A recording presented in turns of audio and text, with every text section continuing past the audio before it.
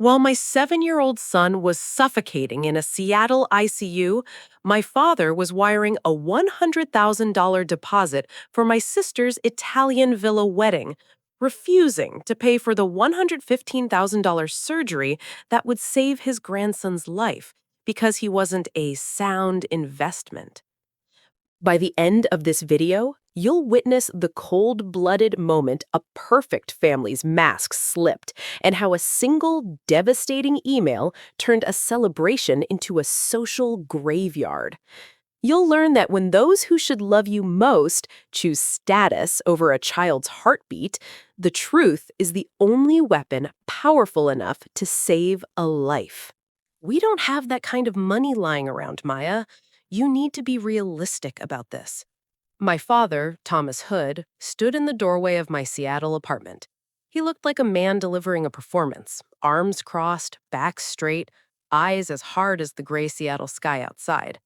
Behind him, my mother, Mary, pressed her lips together until they turned white. In the next room, the rhythm of my life hummed. Hiss, click, hiss. My 7-year-old, Leo, was asleep, but even in rest, his chest struggled. The oxygen machine vibrated through the floorboards, a steady reminder that his heart was a ticking clock. I looked down at the kitchen table. The $115,000 quote from the specialist sat there between us. The paper crinkled from where my sweaty palms had gripped it. It was a life sentence in black ink. Leo's condition had stopped responding to the standard meds. This experimental surgery wasn't a choice, it was the only exit. Realistic, I said. The word felt like dry sand in my throat. The doctor said he has maybe 6 months, Dad. If we don't do this now, there is no later. I am 31. I teach 8th grade science. I know how systems work, how pressure builds until something snaps. Since Leo's father walked out 4 years ago, I've been the one holding the pressure. My parents lived 30 minutes away in a house with 3 spare bedrooms, including the one they still kept for my sister Jenna, filled with her old trophies and expensive perfume. My mother stepped forward, her hand grazing my father's sleeve. Honey, we've helped. We paid for those first 2 procedures. We can't just burn through our retirement. I'm not asking for a gift, I whispered, the acid rising in my stomach. It's a loan. I'll sign whatever you want. I'll work double shifts at the learning center. I'll sell the car. Thomas shook his head. Maya, look at your bank statements. You're drowning. How would you pay us back? Look into medical financing. There are programs for this. I had looked. I had spent nights staring at interest rates that looked like ransom notes. My credit was a graveyard because of the debt I already carried. I was a middle school teacher in one of the most expensive cities in the country. The math didn't work. I've tried everything else, I said. My voice didn't crack, it just went hollow. You're his last chance. My father's face didn't twitch. We can't do it. We have to think about our future, too. They left. I watched their Lexus pull away into the rain, the red taillights fading like 2 dying embers. I went into Leo's room and sat on the edge of his bed. I listened to the hiss-click of the machine and watched the blue veins in his translucent hands.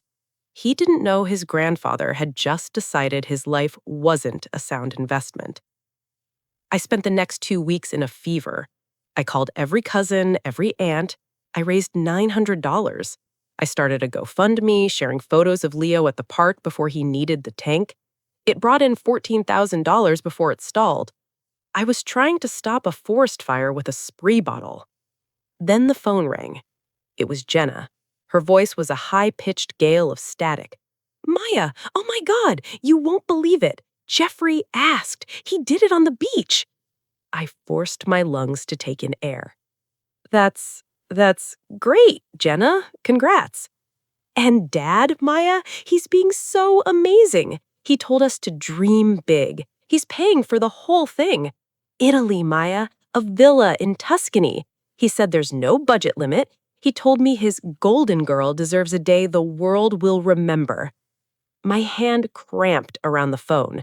The plastic casing groaned. No budget limit? I asked. My heart felt like it was being squeezed by a cold iron fist. No limit? None. He's already wired the first 50,000 for the venue deposit. He says it'll probably hit 350,000 by the time we're done with the catering and the private flights. Isn't it magical? I stood there in my studio apartment, surrounded by stacks of unpaid medical bills and the smell of antiseptic. In the next room, my son fought for every breath. Something died inside me then. It wasn't sadness. It was a cold, hard seed of clarity. My parents didn't lack the money. They just didn't want to spend it on a dying boy when they could spend it on a party. The smell of my parents' house hit me before I even crossed the threshold. It was a mix of expensive sandalwood candles and lemon furniture polish, the scent of people who had the time to worry about dust. I stood on the welcome mat, my fingers trembling as I adjusted the strap of my laptop bag. My joints felt stiff, locked tight by the damp Seattle cold that had followed me from the bus stop. "Maya, you're late," my mother said, opening the door. She didn't hug me. She just turned back toward the kitchen, her silk blouse whispering against her skin. I stepped inside, my boots feeling heavy and clumsy on the polished oak floors. Just an hour ago, I'd been in my studio apartment, scrubbed raw by the sound of Leo's labored breathing and the sight of the mold blooming in the corner of our bathroom. Here, the air was warm and still. I followed her into the dining room, the massive mahogany table, the same one where my father had told me my son wasn't worth the investment, was now buried under thick, glossy binders. High-end wedding magazines with names like Vogue Weddings were fanned out like a hand of cards. "Jenna wants the peonies flown in from France," my mother murmured, her eyes dancing as she flipped through a binder. "Thomas thinks it's a bit much, but you know how he is. He wants his little girl to have the world." My stomach did a slow, sickening roll. It felt like a hot stone was sitting right under my ribs. I looked at a swatch of lace sitting on the table. That tiny scrap of fabric probably cost more than Leo's monthly prescription for sildenafil. "I need to use the restroom," I said, my voice sounding thin and metallic. I didn't go to the bathroom. I walked up the stairs, my hand gripping the banister so hard the wood bit into my palm. I stopped in front of Jenna's door. She was 26, had lived in her own luxury condo for 3 years, but this room remained a temple. I pushed the door open. The air inside smelled like vanilla and expensive hairspray. It was perfect. The bed was made with a white duvet that looked like a cloud. Her old cheerleading trophies were polished to a mirror finish. On the vanity sat a row of Chanel perfumes, their glass bottles catching the afternoon light. I walked over to the closet and pulled it open. Row after row of clothes she never wore anymore.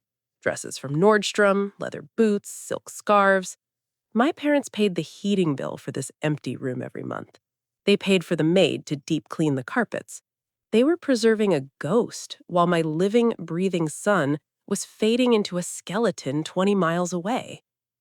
A sharp pain shot through my head, a pulse of pure white-hot resentment. I looked at the plush rug beneath my feet. If I sold everything in this room, just the furniture and the trinkets, it wouldn't save Leo.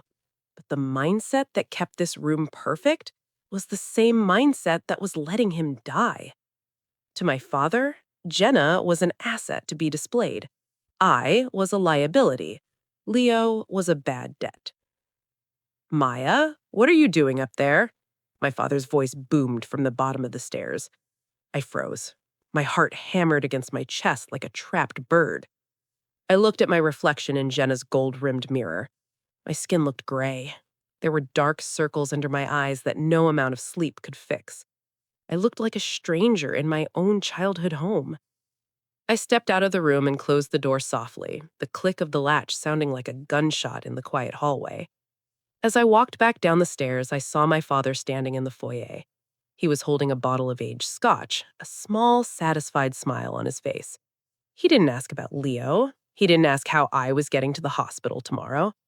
"The caterers sent over the sample menu," he said, gesturing toward the kitchen. "6 courses. Jenna wants the lobster. It's going to be a hell of a party, Maya. Try to look a little happy for your sister." The stone in my stomach turned to ice. I nodded, because if I opened my mouth, I was afraid I would scream until my lungs gave out. The blue light of my cracked MacBook burned into my retinas. It was 2 a.m. In the corner of the studio, the oxygen machine chuffed, huff, click, huff, a mechanical heart keeping my real one alive. My neck was a knot of rusted iron, the muscles screaming from hours of being hunched over. I hit refresh. $14,105. The number hadn't moved in 4 hours. I leaned back, the plastic chair groaning under me. I had spent the night typing until my fingertips felt bruised, pouring every ounce of my desperation into a text box. I had uploaded the photo of Leo from last summer, the one where he's wearing his future scientist t-shirt, his smile wide enough to hide the gray tint of his skin. I scrolled through the comments. Praying for you, Maya. Leo is such a warrior. Sending love. Love didn't buy heart valves. Prayers didn't pay the specialist's retainer. I looked at the progress bar. It was a tiny sliver of green against a massive, empty gray void. The goal was $115,000. I was barely past the starting line, and the finish line was moving further away with every labored breath Leo took. A notification popped up. A $20 donation from a teacher I'd worked with 3 years ago. $20. I felt a surge of gratitude so sharp it made my throat ache, followed immediately by a wave of pure, cold terror. At this rate, Leo would be gone before the bar hit 20%. My phone buzzed on the scarred wood of the desk. A text from Aunt Teresa. Maya, honey, I saw the page. I wish I could do more, but I sent $500. It's all I have right now with the roof repairs. We are all rooting for Leo. $500. I did the math in my head. My vision blurred for a second. Between Teresa's gift and the small trickles from earlier, I had raised about $800 in the last 24 hours. I stood up, my knees popping in the silence. I walked over to the small sink and splashed cold water on my face. The water tasted of iron and old Seattle pipes. I looked at the stack of mail on the counter. Pink late notices from the electric company, a bill from the hospital for the last stabilization visit that looked like a high score. I went back to the laptop. I had sent 300 emails today. I had messaged distant cousins I hadn't spoken to since my grandmother's funeral. I had reached out to local charities only to be told their waiting lists were 18 months long. 18 months. Leo had 12 weeks. The disparity was a physical weight on my chest, like someone was standing on my lungs. My parents were currently looking at $5,000 floral arrangements for a one-day party. They were debating the merits of different types of Italian marble for the reception centerpieces. And here I am, counting 50-cent increments and celebrating $500 from a woman who lived on Social Security. I looked at the share button. My finger hovered over it. I had already shared it 6 times today. If I did it again, people would start to look away. They'd feel that uncomfortable itch of pity fatigue. I was becoming a tragedy they wanted to scroll past. I closed the lid of the laptop. The darkness of the studio rushed in, heavy and thick with the scent of antiseptic and stale air. I walked over to Leo's bed and watched the rhythmic rise and fall of his small, thin chest. I'm trying, baby.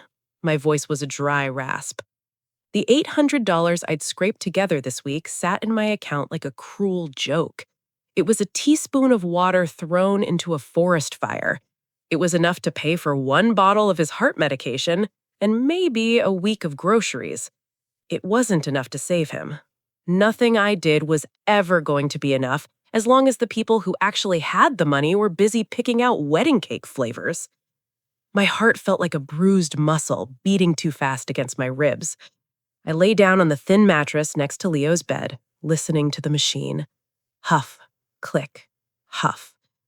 It sounded like a countdown. The rain in Seattle doesn't fall, it just hangs in the air like a wet gray curtain. I sat at my small desk, the smell of burnt coffee and Leo's medicinal vapor rub thick in my throat. My phone screen was cracked, a spider web of glass over the GoFundMe page that refused to move past $14,000. My stomach felt like it was full of cold lead. Then the phone buzzed, vibrating against the wood. Jenna. Maya! Oh my God! Can you hear me? Her voice was a scream of pure, jagged joy. I could hear the wind whistling in the background. She was outside. Dad did it! He actually did it! I pressed the phone to my ear, my knuckles turning white. Did what, Jenna? The wedding! He just signed the contract for the Villa d'Este in Lake Como, Maya. We're doing a full week. He wired the first 100,000 this morning just for the venue and the private jet charter for the bridal party. He told me, Jenna, no budget limits. You're my only golden girl and I want the world to see it. Maya, the total estimate is $350,000. I'm shaking. I'm actually shaking. The air left my lungs. My heart didn't just skip, it felt like it hit a wall. 100,000. He had wired $100,000 for a deposit on a week of parties. That single wire transfer could have bought Leo's surgery, the flights to the clinic, and a year of recovery. It was all right there. He had it in his hand, and he'd handed it to a travel agent instead of a surgeon. That's a lot of money, Jenna, I whispered. My mouth was so dry I could barely form the words. Dad said it's about legacy, she gushed, oblivious. He said a hood wedding should be an event. Oh, and Mom wants to know if you can fly out for the dress fitting next month. It's in New York. Dad's paying for the hotel, obviously. Before I could answer, a beep echoed in my ear. Call waiting. The screen showed the Seattle Children's Hospital. My pulse spiked, a sharp, hot rhythm in my neck. Jenna, I have to go. It's the hospital.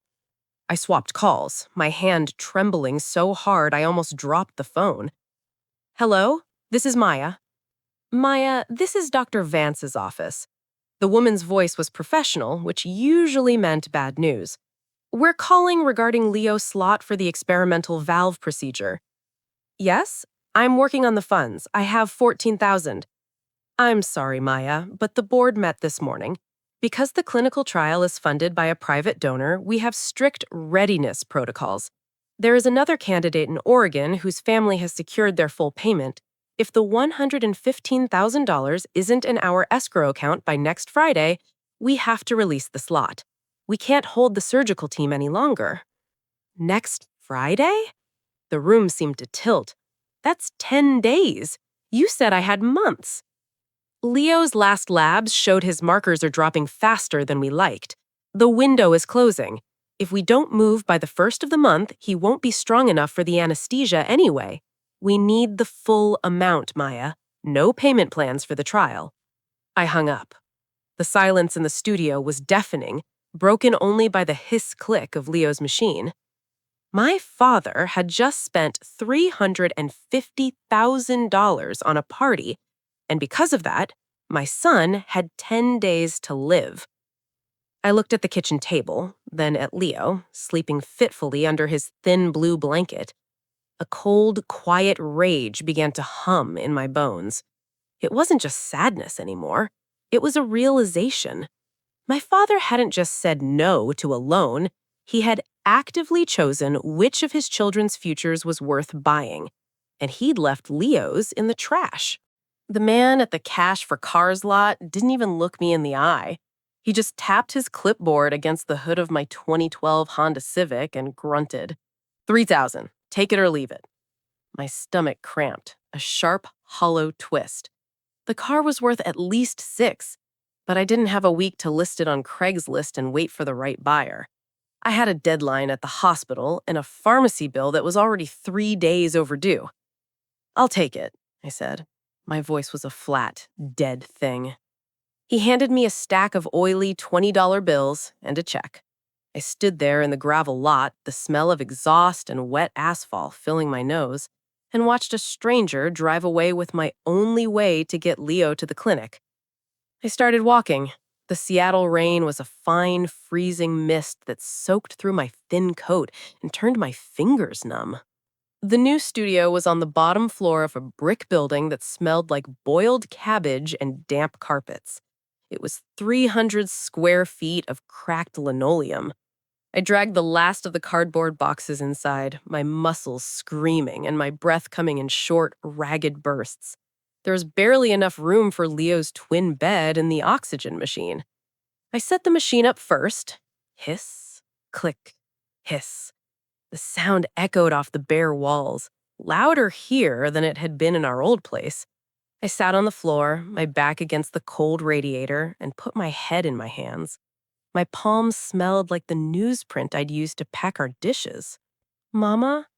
Leo's voice was small, muffled by the plastic mask over his face. Are we staying here now? I forced a smile, though it felt like my skin might crack.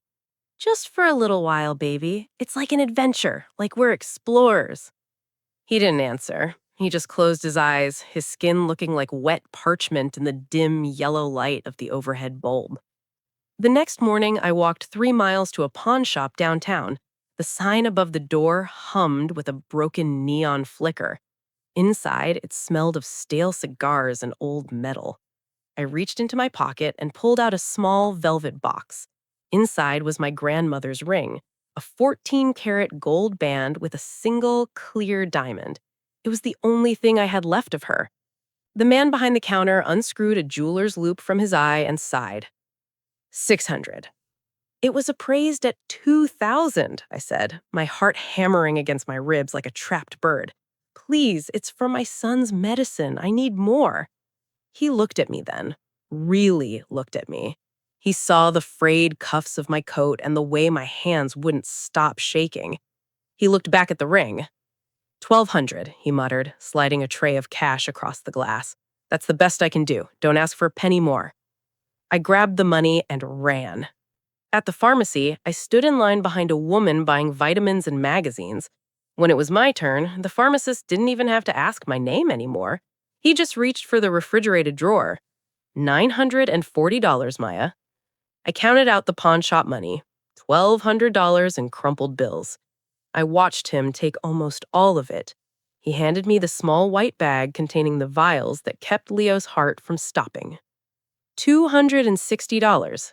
That was what I had left from liquidating my entire life. $260 to feed us, pay the bus fare, and somehow find the remaining $95,000 I needed for the surgery in less than a week. As I walked out into the rain, my phone buzzed. A notification from Instagram. It was a photo Jenna had just posted.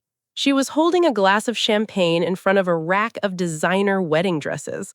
The caption read, "Found the one, only $12,000. Thanks, Dad. #GoldenGirl, #wedding in Italy." I stood on the sidewalk, the bag of life-saving medicine clutched to my chest, and felt a cold, dark wave of nausea wash over me. My sister was wearing my son's life on her back. The alarm on the pulse oximeter didn't scream. It chirped. A small, polite sound that sliced through the heavy silence of the studio apartment at 4 a.m. I bolted upright on the floor mattress. My heart gave a violent thud against my ribs, like a fist hitting a door. I scrambled to Leo's side. The red numbers on the monitor were flickering. 82%. 81. "Leo?" I whispered. My hands were shaking so hard I could barely touch him. The room was freezing. The radiator just clanked and hissed without throwing any heat. I turned on the bedside lamp, and the yellow light hit his face. My stomach dropped into a cold, dark pit. His lips weren't pink anymore.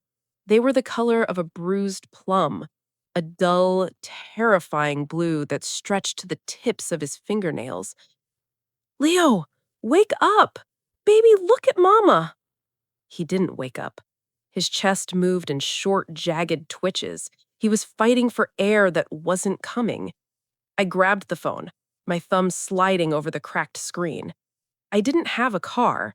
I had $3,000 in a drawer and a white bag of medicine, but I had no way to move my son. I dialed 911. The paramedics arrived in a blur of rain and red light. They smelled of cold air and wet wool. They moved with a terrifying speed, hoisting Leo's small, limp body onto a gurney. I stood in the doorway of the studio, clutching his favorite stuffed dinosaur, watching the red lights of the ambulance bounce off the brick walls of the alley. I felt hollow, empty, like someone had reached inside me and scooped out everything but the fear.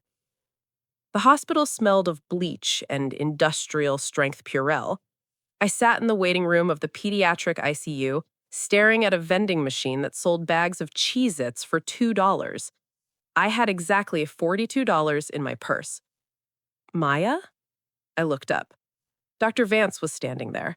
He wasn't wearing his white coat, just blue scrubs and an expression that made the air in my lungs turn to ice. "We stabilized him," he said, sitting in the plastic chair next to me. But his oxygen levels stayed dangerously low for too long. His heart is struggling to pump even with the high-flow mask. "The surgery," I said. My voice was a dry rasp. "We just need the surgery." Dr. Vance looked down at his hands. He picked at a piece of tape on his thumb. "Maya, I need to be very direct with you. This isn't just about the money anymore. Leo's body is hitting a wall. The inflammation in his pulmonary arteries is reaching a point where surgery might be too risky." "What are you saying?"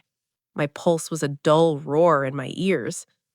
"The window is closing. Not in weeks, not even in days. If we don't get him into the OR by this Friday, his heart will be too weak to survive the bypass machine. Even if you had the $115,000 on Saturday, it wouldn't matter. He wouldn't make it off the table." Friday. Today was Tuesday. 3 days, I whispered. 3 days, he confirmed. "I've checked with the billing department. They haven't seen a deposit. Maya, if you can't secure the funds by noon on Thursday, we have to officially move him to the comfort care ward. We'll stop the aggressive treatments. We'll just keep him comfortable." Comfort care. A nice way of saying they would watch him die. I stood up, my legs feeling like they were made of water. I walked to the window.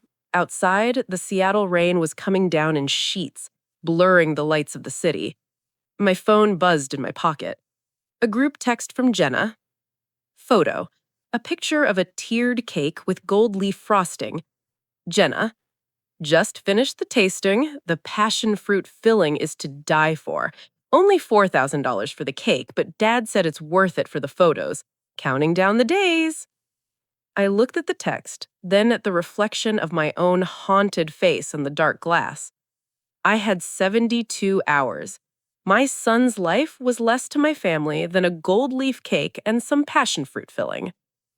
The heat in my chest turned into something sharp, something jagged. The hope was gone. All that was left was the burn. I sat in the hallway of the pediatric ICU, the plastic chair sticking to the back of my legs. The air here tasted like burnt coffee and ozone. A few feet away, behind a glass partition, Leo lay tangled in a web of clear plastic tubes. The pulse oximeter on his finger cast a steady, rhythmic red glow against his pale skin. Every time the machine beeped, a sharp needle of anxiety poked at the base of my skull. My phone buzzed in my lap. I didn't want to pick it up. My thumb hovered over the screen, watching my mother's name flash. I hit accept just to stop the vibration from rattling my bones. "Maya, thank God," my mother chirped. She sounded like she was in a different world, a world with sunshine and no hospital smells. "Jenna's at the boutique right now. The BHLDN dresses, the sage green ones, they only have 2 left in your size, and they won't hold them past 5 p.m. I closed my eyes. I leaned my head back against the cold, painted cinder block wall. "Mom, I'm at the hospital. Leo turned blue this morning." There was a pause. A brief, heavy silence where I could almost hear her shifting her weight. I know, honey, and we're all so worried, but life has to move forward. The wedding is a massive logistical machine. Maya, your father already paid the deposit for the New York flight. We need you to call the shop with your card info. It's $450 with the rush shipping. $450. I looked at my purse sitting on the floor. I had $260 to my name, total. That was my rent, my bus fare, and the food I'd need to stay standing for the next 72 hours. I don't have it, Mom, I said. My voice was a flat, jagged rasp. I have $260. I sold my car. I pawned Grandma's ring. I am literally watching my son die because Dad would rather pay for Jenna's lobster than Leo's heart. Maya, don't you dare start with that tone, she snapped. The sweetness in her voice vanished, replaced by a sharp, icy edge. Your father has worked his entire life to provide for this family. Jenna's wedding is a once-in-a-lifetime event. You chose your path. You chose to keep that child when his father left. You chose a teaching career that doesn't pay. We've helped you with surgeries before, but we are not an ATM.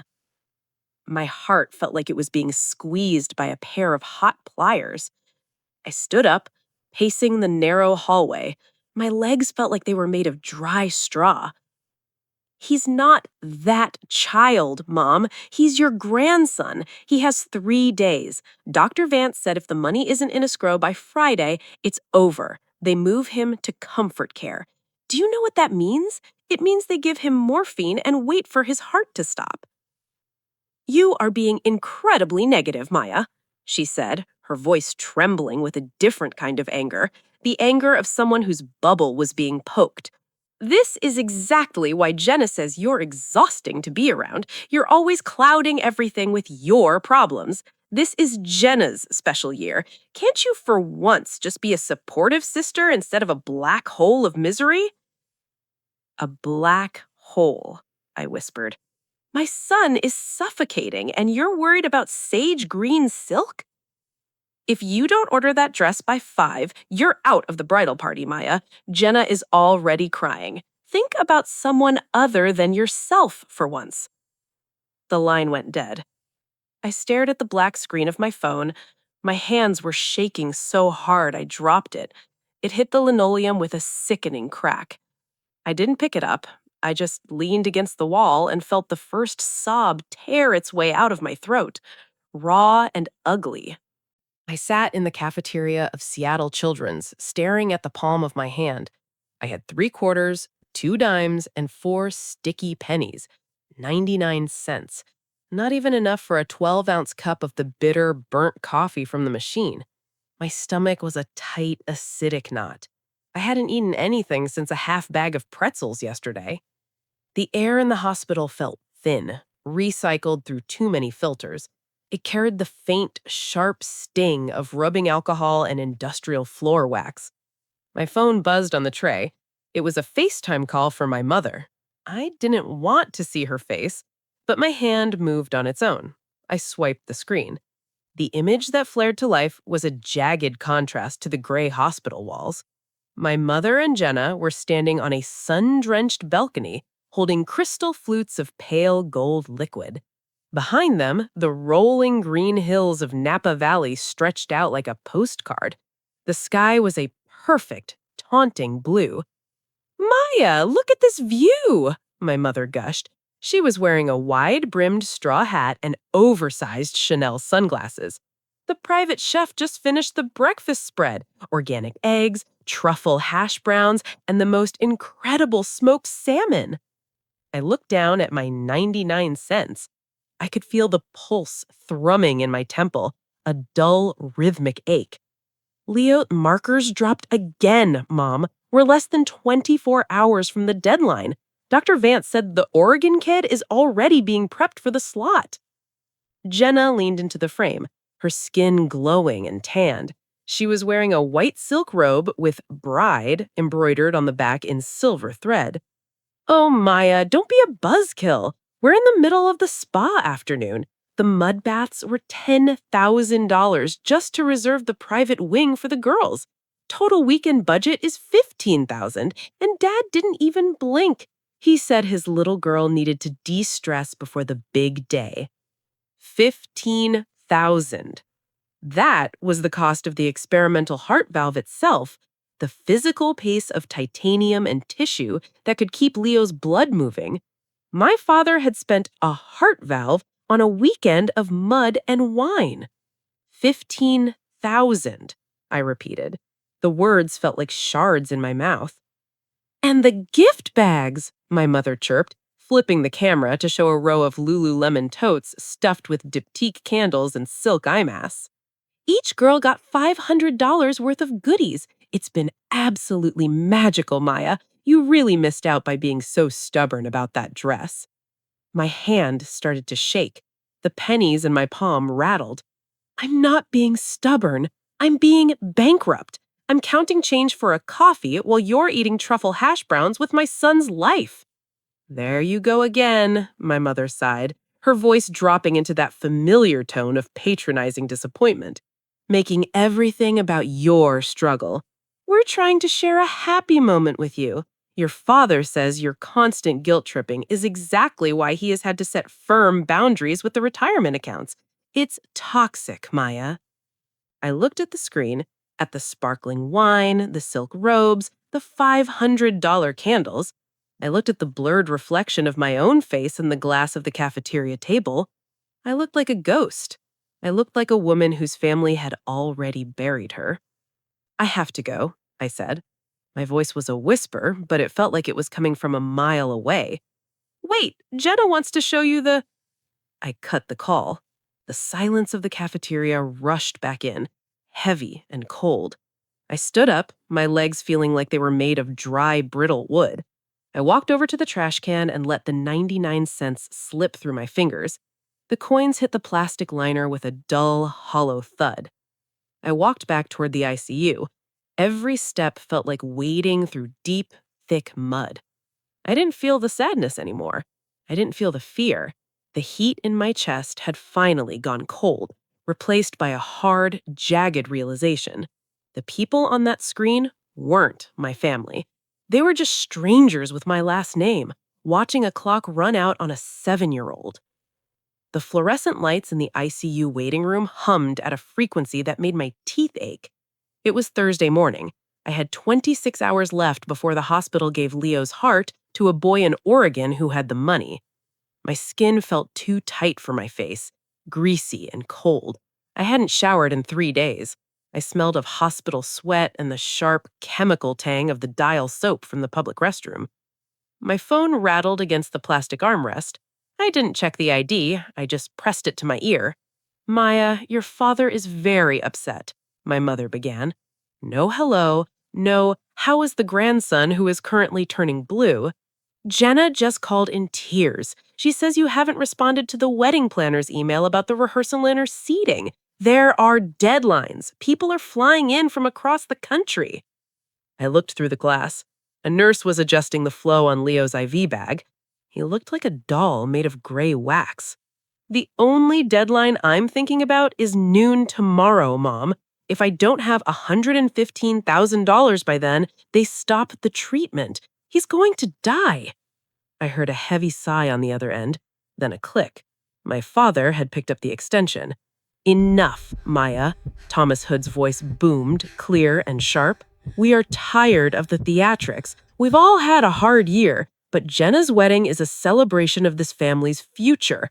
You're acting like we're the villains because we won't liquidate our hard-earned retirement for a gamble. A gamble? My pulse hammered in my neck, a thick, suffocating thud. It's his life. You just spent $30,000 on the catering deposit yesterday. I saw the alert on the family crowd. That is a scheduled expense. It's about responsibility. If you had managed your money better over the last decade, you wouldn't be in this position. You chose a teacher's salary. You chose to stay in an expensive city. You've lived paycheck to paycheck, and now you expect us to bail you out of your own life choices. The air in the hallway seemed to vanish. I felt a cold, oily sweat break across my forehead. Managed my money better? I had spent every cent I ever made on copays, specialized formula, and breathing treatments. I skipped meals so Leo could have the good nebulizer. He is 7 years old. His life choice was being born with a hole in his heart. You're always the victim, Maya, my mother chimed in, her voice light and biting. It's exhausting. We've given you plenty over the years, but we've decided we're not pouring more money into a situation you haven't prepared for. It's time for you to be an adult. Support your sister, order the dress, and stop trying to ruin her joy with your poor planning. Something inside me didn't just break, it vanished. It was the feeling of a heavy weight finally being dropped into a deep, dark ocean. The foundation, that little girl part of me that still thought Thomas Hood was a hero, that Mary Hood was a protector, it simply ceased to exist. My stomach went stone cold. The shaking in my hands stopped. I see exactly where the money is going. I see what you value, and I'm done. Maya, don't you dare hang up. I didn't just hang up, I turned the phone off. I felt a strange, terrifying lightness. The tether was cut. I wasn't a daughter anymore. I wasn't a sister. I was just a mother with 26 hours and a son who deserved better than the monsters who shared his DNA. I stood up, my legs finally steady. I didn't feel the fatigue. I just felt the burn of a bridge being lit on fire behind me. The rain in Seattle didn't stop. It was a gray, suffocating weight that turned the sky into the color of a wet sidewalk. Inside the hospital, the noise had changed. The aggressive chirping of the ICU monitors was gone, replaced by the low, steady hum of a morphine pump. We were in the comfort suite now. It had a recliner and a window, and it smelled of artificial lavender and bleach. Leo's hand felt like a bundle of dry twigs in mine. His breathing was shallow, a soft shh sound that barely moved his chest. I watched a single drop of rain slide down the glass, slow and jagged. The door clicked open. My parents stepped in, bringing the scent of expensive cologne and damp wool. My father was in a tailored suit. My mother wore a silk scarf that probably cost more than my monthly grocery bill. They didn't sit. They stood by the door, checking their watches. "We can only stay for 5 minutes, Maya," my mother whispered, her eyes darting around the room as if the sight of her dying grandson might stain her clothes. "Jenna's final fitting is at 1, and then we have the meeting with the florist for the centerpieces." My father cleared his throat. He didn't look at Leo. He looked at the painting on the wall. "We're glad he's comfortable. It's for the best, given the circumstances. We'll call you after the fitting." The heat in my stomach was gone. It had been replaced by a cold, sharp blade of clarity. I didn't cry. I didn't beg. I reached into my bag and pulled out my tablet. "Before you go," I said, my voice as level as a heartbeat on a flat line, "I thought you should see the wedding gift I sent out this morning." My father frowned. "What are you talking about?" "I sent an email to the entire guest list," I said. My pulse was steady. "The bridesmaids, Jenna's fiancé's family, your business partners, all 300 people." I turned the screen toward them. It was a video. It started with the recording of the "Manage Your Money Better" phone call. Then it cut to the photos of Jenna's $12,000 dress, the $10,000 bachelorette mud baths, and the $350,000 wedding budget. It ended with a high-definition photo of Leo, blue-lipped and struggling for air, and a copy of the hospital's refusal letter because the funds weren't in escrow. The subject line was "The price of a Hood wedding," I whispered. My mother's face went the color of ash. My father's phone began to vibrate in his pocket, then my mother's, then another. The notifications were a frantic, rhythmic buzzing, the sound of their reputation shattering in real time. You, you ruined it, my father hissed, his face turning a deep, ugly purple.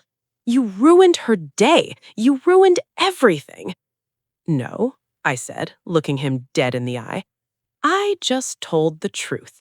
Now, get out. My son is resting, and I won't have the room filled with trash. They scrambled out of the room, fumbling with their phones as the world they had built on Jenna's specialness burned down around them. The silence that followed was the first real peace I had felt in years. I leaned over and kissed Leo's forehead. He was still here.